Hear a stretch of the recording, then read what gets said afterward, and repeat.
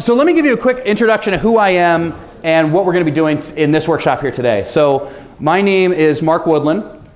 I'm the Chief Operating Officer for a consulting company called Outsell Consulting, which is out of Los Angeles.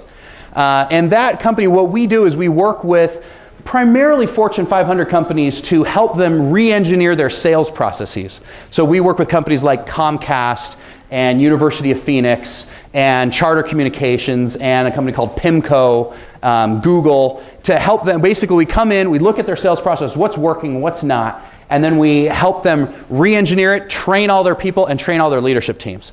So that's part of what I do. But the reason why I'm excited about being here is because I'm also a small business owner, like all of you in this room. I own a call center with my partner, who's out in the other room, here in the Valley. And we basically take a lot of the concepts we roll out with large companies and bring them to smaller scale clients here in the Valley. So I am in your shoes. I know what it feels like to start a business with maybe a lot of cash, but if you're like most of us, probably not a lot of cash and trying to make it all work. So the point of today is really about when you meet someone for the first time, whether that be a prospect, a potential networker, a potential vendor, how do you create a great impression and start your relationship off on the right foot? But let me start with an interesting experience. So there I was in Phoenix Airport about 4 months ago, 4 or 5 months ago. And all of a sudden, if you've been in the Phoenix Airport, it's pretty busy. And then at the end of the terminal, there's this huge hubbub. All these people start gathering around. There's this kind of fevered pitch, and there's this huge crowd kind of marching towards the gate where I'm sitting. And obviously it's somebody famous, but I can't see who, and I'm kind of interested. And then all of a sudden the crowd kind of parts a little bit, and there comes out John McCain, Senator McCain. And there's people all over the place, and they want pictures with him, and they're trying to shake his hand. And sure enough, Senator McCain is on the flight that I am on that's coming to Salt Lake. He was actually going to be doing some campaigning for a local candidate here.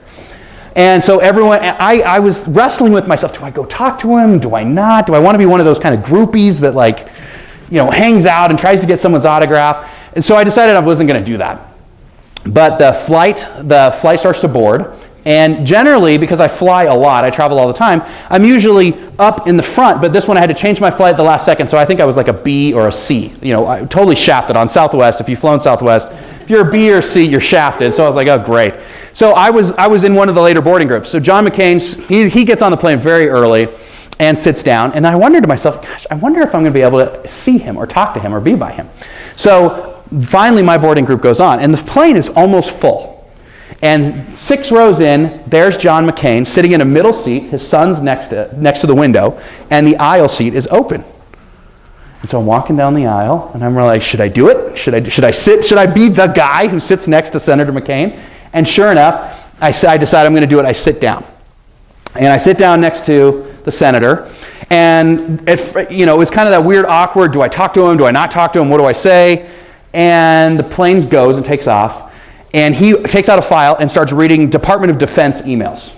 So I'm like, I better let him do Department of Defense. I didn't know if I could look or not. Like, I didn't know if I was going to get, Patriot Acted or something on me. So, 20 minutes goes by, and he closes the envelope, puts his thing back in his seat back pocket, and looks at me and says, hi, I'm Senator McCain. Okay, so I'm going to pause the story right there. So if you were sitting next to the senator and you had about an hour to just shoot the breeze with the guy who just ran for president a few years ago, what would you talk about and what would you say? How would you describe yourselves? Okay, so think about that as we get started. So if you have one of these packets, do me a favor and open up to the first page. We're going to use some of this packet. We might not get to all of it because of time, and that's okay. But let's start on this first page. I need someone courageous enough to read those first 2 paragraphs on top of the page that has a good, loud voice. Please. What was your name? Tom. Tom, thank you. When it comes to growing and expanding our business, there's a saying. It's not what you know, but who you know and that matters. Skilled networkers know that there is no such thing as a designated time or place for networking. Virtually anywhere and everywhere can be a great opportunity to meet someone new, get to know them better, and in some instances, it is a way to set up future meetings. Dale Carnegie understood that the best way to make a connection with another person is to talk about what they're interested in.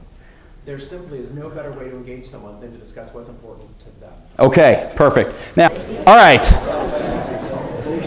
So question number one. The number one we mistake when we're trying to connect with others is to talk about ourselves and our own interests. Why is that? So what group felt like they have just an amazing gem of response, a gem of knowledge they want to share? Please. Our group feels that we are the most important people that we know. Okay, absolutely, right? We think what we're doing and is really important and we need to tell everybody. Thank you. What else? Please. I like to talk about things I know. Okay. And I know me. Right, and you know what you're all about. You know what you... Okay, perfect. Thank you. Please.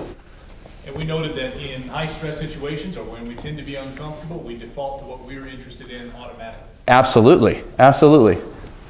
Please. I think the other aspect that we brought up was if you're trying to use it to find common ground or similar interests. Okay, so this is a valid thing, right? Part of it is you want to show them that you're of worth, that, you know, you're not just some slouch, right? You own a business or you're doing something. So threading that needle is kind of an interesting piece. I saw another hand. Yeah, please, in the back.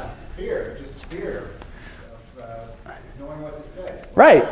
It's nerve-wracking. I totally agree. Okay, let's go to the second question. What happens to the conversation when we center it on ourselves? First of all, you gain no new knowledge, then you came in next. Okay, so you know nothing about this person. What else? What else? We talked about there's conflicting interests once in a while. You're in it for your own agenda and you're not getting to the ultimate goal. Raise your hand if you've been in a conversation, let's say in the last month, where you met somebody new and all they did was talk about themselves. Does that happen? What do you immediately start thinking in your brain? What are they selling? Yeah, it's what are they selling? Or how do I get away from this person? Like, I'm done with you now. I don't want to know anymore, right? Please. We had a brief little thing about not asking before they start talking about their business or their products. Share it real quick. My father-in-law owned a cabinet shop, and a couple came in one day, and he just told them all about the cabinets in the kitchen and how good everything was, and he said, well, what can I do for you? And they said, well, we're actually in need of a washer and dryer. Can you tell me what your appliance is? Exactly. Thank you. That's a funny anecdote. Okay, so the first thing that we want to try to get across right now is if you really want to be good at networking, you need to talk about other people. You need to find out about them. Because do we like talking about ourselves? Generally speaking, we like that. And I have had multiple interactions with someone where I felt like it was an amazing conversation. And then I realized, really think about it, that I don't know anything about them. They asked me. That's why I felt so good. It was like 20 minutes about me. It was the Mark show. It was great. But that's what, in a networking situation, that's a good way to get started, is to get that other person feeling comfortable with you. So I want to give you a tool to help do this. Okay, now this is going to be one of those interactive parts where you might roll your eyes and be like, oh, geez, okay, Mark. But I'm going to teach you 7 steps, 7 things to create a great conversation with somebody you meet literally out of the blue. It could be John McCain sitting in the seat next to you, or somebody you meet at this conference. You guys will? Does that sound like a good thing to learn? Yes? Okay. Do me a favor. Everybody stand up if you would. Okay? We're going to use what we call a memory stack, okay, to learn this. So the first thing that we do is I want you to envision that there is a large 6-foot nameplate. Okay, so everybody make the sign with me. A large 6-foot nameplate. Okay, so how many steps are there in the 7-step process?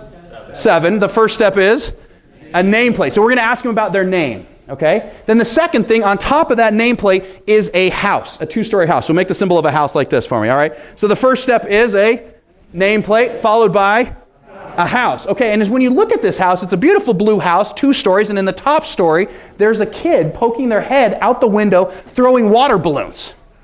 Okay, so what are they throwing? Water balloons. So the first step is nameplate followed by house, and in the window upstairs, kids throwing water balloons. Okay, and then you look and there's a beautiful chimney in the back of the house, and outside of the chimney is an enormous work glove. Okay, this huge work glove coming out of the chimney. I know it's really bizarre, but it is. I don't know what's going on there, right? So how many steps in the 7-step process? 7. The first step is a nameplate, followed by a house. And then coming out the window of the house are kids throwing water balloons, and then out of the chimney is a work glove. Now this enormous work glove has grabbed a 747 plane. There's a plane flying through, and the work glove grabs it, okay? So how many steps in the 7-step process? 7. The first is nameplate, followed by a house. And in the window of the house there are water balloons. Kids throwing water balloons. And out of the chimney is a glove. And then the glove has grabbed a airplane. And when you look in the window of the airplane, the people are trying to get to their seats with snow skis on. So they're doing this big thing with snow skis, okay? So what do they have on their feet? Snow skis. Okay, first step is? Nameplate. Followed by? House. Then their kids with? Water balloons. And then comes a work glove with a airplane. And then people with skis. And at the end of the skis are bright lights. Okay? Now, let's go ahead and have a seat. Go ahead and have a seat. Thank you for indulging me on that. All right, now, unbeknownst to you, within that little picture diagram that hopefully you'll remember, are 7 key components. Let's break them down really fast. First, when you meet somebody new, we're going to talk to them about their name. Now, have you ever met someone whose name you did not understand or could not pronounce? What are you supposed to do? Yeah, ask them about it. Okay, don't just try to pretend and like, hey, you ask them about the name, clarify it, compliment them on that. I've done lots of travel internationally, and when I'm teaching a class in, say, Honduras, there's a ton of names that I'm not familiar with. But when I ask them about it and I compliment, well, that's a beautiful name. I've never heard that before. And they all of a sudden perk up, well, thank you. And it helps you remember it. So first thing, let's get the name right. Secondarily, 2-story house. What do you think that represents? Where they live. Where are they from? Okay, it's a very safe topic that you can start talking to people about. Then the kids throwing water balloons, do they have a family? What's their family like? Okay, a lot of people love talking about their family, especially in a new situation. Work glove, what do they do? How long have they been doing it? What did they do before they did that? So kind of work through their work history a little bit. Then if you still have time, travel. Have you gone anywhere cool, interesting? Have you gone on a vacation? If you so, where did you go? How often do you go there? Oh, that's great. Followed by the skis represents hobbies. Something that they, when they go on vacation to Hawaii, what do they like to do while they're there? Do they like to ski? Oh, you live in Colorado? That's great. Do you ever go to Vail? What are some of your hobbies? And finally, if you need it, kind of hot topics of the day. The flashing lights at the end of the skis are, if you've gone through all those components and you still have time, ask them about how they feel about what's going on in the world. Okay, you want to be careful about that. Obviously, you don't want to go hard to the hoop with your political feelings. Oh, can you believe what just happened? Okay, be careful. Now, if you're in a very conservative setting and you're like at a Republican or a Democrat convention, you can probably go down that road, right? But if you're I was sitting next to John McCain. I actually went to that one a little early because I figured that would get a lot of conversation going, which it did. Okay, so here's what we're going to do now. There are a lot of people in this room that you do not know. Is that fair to say? Okay, I'm going to ask you to stand up, not in a second. Find someone on the other side of the room that you do not know. Shake their hands and say, I'm excited to get to know you. And then just wait for next instructions, all right? So everyone, please stand up, go to the other side of the room, and find someone you do not know. Raise your hand if you found out something uniquely interesting about your partner. What'd you find out? Just how long that they had lived here and the establishment that they have. Okay, so they've been in the valley a long time. What's something else somebody else found unique? That my partner makes gluten and dairy-free replacements for creamy chicken and creamy mushroom soup so I can have my recipes back, even though my kids are lactose intolerant. There you go. Nice. Okay, cool. That's a nice plug for your partner as well. See, that's good. Okay, so can you see it's a very simple process, but it's an easy way. I mean, that was literally 90 seconds, and you got a pretty good feel about what that person's all about. And you can then decide if you want to keep going deeper with that, or if you want to say, hey, thanks, great to meet you. See you later. I don't want to talk to you. Who's next, right? You can make that judgment call after that. And it works whether you're in a business situation, whether you're at a cocktail party and you don't know anybody there. So here's my challenge to you. You have hours left at this event. My challenge to you is that you go out and stack. I call that the conversation stack. You stack at least 5 people while you're here and try to find out interesting things about them and see if you can find someone that you might want to talk to more, maybe do business with. But 5 people. Is that fair? You guys do that over the next few hours? Okay. Now, I told you that I travel. I travel quite a bit. And sometimes I travel internationally for some of our clients. And unfortunately, for one of our clients is Google. And Google has offices all over the universe. And a lot of the guys in our company got to go to really cool places like Ireland or Buenos Aires or Barcelona. But then I drew the short straw and I got Delhi. I got India. Now, India is actually kind of cool, but it's a really, really long flight, and it's a totally different country. And I've been there many, many times. But I was going through our process to get set up for our training with India. We were training Google executives how to sell to high-profile clients. So these are like the Cokes, the Kraft Foods. In India, it was Tata, one of the largest auto manufacturers in the world. So we would teach their executives how to sell Google services. And I had a meeting prior to that training session. I had a phone interview with the guy in India who was the head of the country who ran Google's operations. And he said to me, he's like, Mark, look, before we get started, I need you to tell me in 90 seconds or less what value you think you're going to bring to my team. It's like, whoa. He was pretty intense. This was not a guy that messed around. Okay. So put yourself in my shoes. If you had to describe your service, now maybe you don't do training and that's fine, but whatever it is, can you confidently and concisely describe what you do in 60-ish seconds in a compelling way? That's what we're going to look at next. So turn over the page, if you would.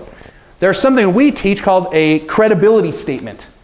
That is a good way that when you're interacting with somebody new, this is generally in kind of more of a business setting. I would not recommend that you always do a credibility statement with someone you just meet, your neighbor next door. Hello, my name's Mark, and this is what I do, and our clients are this. And that's a little over the top. But in a business situation, it's fantastic. Yesterday, I was in Denver at a call center trying to sell them on our training services. They have 20,000 employees across the world. Sat down with the CEO of the company, and he asked me, all right, Mark, boil it down for me. What do you do?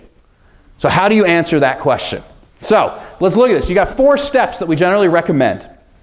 The first is that you introduce yourself if you have not already done so. Here's a quick tip when introducing yourself. Too often we say our name incredibly fast. Hello, my name is Mark Woodland.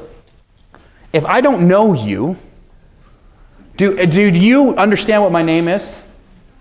Generally not. And that puts me as the potential client or business partner in a weird position because if I didn't catch your name the first time, I feel stupid asking for it again. So consequently, sometimes I won't ask for it again. I don't know what it is. And I'll fumble around a little bit. Does that make sense? So a technique we use, which is called pause, part, punch. You can write that down if you want in there. It's a very simple thing. But when you say your name, say your first name, then pause for a second and punch out your last name. So hello, my name is Mark Woodland. Okay, simple little thing. Now, you don't want the pause so long that you become awkward and freakish. Hello, my name is Mark Woodland, right? You don't, that's not it. And we've seen people take it to extremes. But just a quick, separate your first and last names. I bet most of you, when you're introducing yourselves, don't even realize you're running together so fast. Slow it down a second, break those two apart. The second thing is describe your expertise. What do you do? In the call center, in the consulting world, if I'm talking to a potential client, I say, what we do is we help organizations at the crossroads where they meet their products or where they meet their customers. Those conversations they have with their customers, that's what we help influence. Okay, quick little 2-3 sentence. Then take a real world example. You always want to try to back things up with fact if you've got it. Now, if you're brand new and you've never sold anything, this might be a little bit of a challenge. But most of us in here have been doing what we do for a little bit. So for example, I'll use one. An example I would use in my consulting world would be, one of our recent clients was Avis Rent-A-Car. They had reservation, so you see we're going to break it down to what the issue is, how you help them, and the benefit they gained. So Avis Rent-A-Car had reservation centers all over the world globally. Costa Rica, Philippines, Guadalajara, Jamaica, and their customer service scores were dropping dramatically, and they were not hitting their revenue targets. So we came in, re-engineered their sales processes, trained all their people, most importantly their leadership team, and got their customer satisfaction scores higher than they've ever been, and their revenue went up by 24%. Okay, quick, simple little thing. And then I move into a conversation stack. So Jim, tell me about you. And you go right into it. Okay, you guys with me on the format right here? It sounds really easy.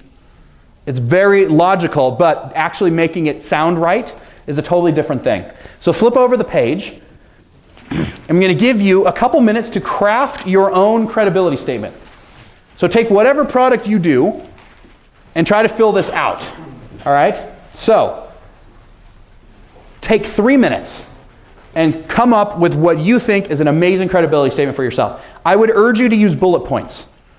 Don't write it all out, because then you'll get tripped up reading what you wrote rather than actually getting the message across.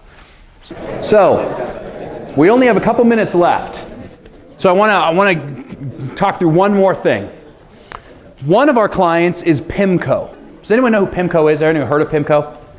They're the largest bond trading company in the world. They have billions and billions of dollars under assets. Bill Gross runs the fund. They literally, in the financial world, they are looked at as kind of one of the go-to firms to know what's going on. So what we do is we train a group within that company that advises financial advisors all over the country. So if you can picture any kind of movie like Boiler Room or any kind of high alpha male sales universe, it's this office. Okay, it's downtown Manhattan. I was just there last week.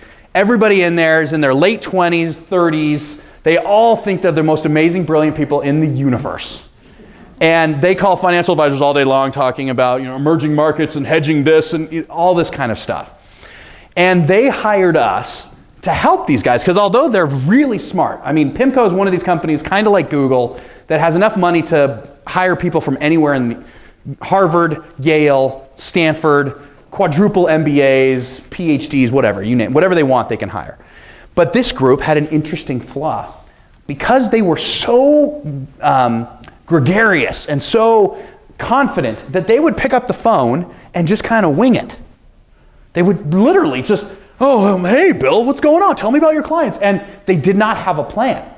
And so consequently, they were not nearly as successful as you would think this team should be on paper. So one of the things we help them with, if you flip over the page, is something we call a prep template. And I put a couple of samples there. There's one there. The next page is the same kind of thing on a different perspective. But what I would put in your mind's eye is, okay, let's say you've gone through the work of meeting somebody in a networking event like this. You've delivered a great credibility statement, and they feel like, wow, this could be somebody we could work with. And you set up a time to meet with them after this conference, some other time. I would highly encourage you to think through a plan of what you're going to accomplish in that meeting. So if you look at this prep template, so there's some basic things. A desired outcome. How will I know this meeting's successful? What am I really trying to accomplish? What questions am I going to ask this person? What are our next steps that I want them to be? And if you take 5 minutes and either fill out a form, it doesn't have to be this form or the one on the other page or anything like it, but just plan out, what do I want to accomplish? Then all of the work that you did in your networking side actually begins to pay off. If you've ever been stuck in a world where you feel like, gosh, I know a ton of people, I just can't seem to get any momentum. One of the first things I would encourage you to look at is when you go into a meeting with the prospect, do you have a concrete plan? Do you know what you want to get out of it? Do you know what the agenda is you want to talk about? Do you have the questions you want to ask them ready? Do you know what next steps you want to try to drive the meeting towards? If you have all those things, then you can be successful. I want to end with a story. Has anyone heard of a gentleman named Monty Roberts? Heard of that name? He's a motivational speaker. He works with disadvantaged youth, and he tells a story about his youth. So Monty Roberts came from a poor home. His father was an itinerant horse trainer. So literally they went from place to place. They didn't have a ton of money, virtually no resources, and Monty pretty much hated school. But one day in his senior year of high school, his English teacher asked him to write an assignment. And the assignment was to write out a paper that details your dream, a dream that you have in life that you want to accomplish.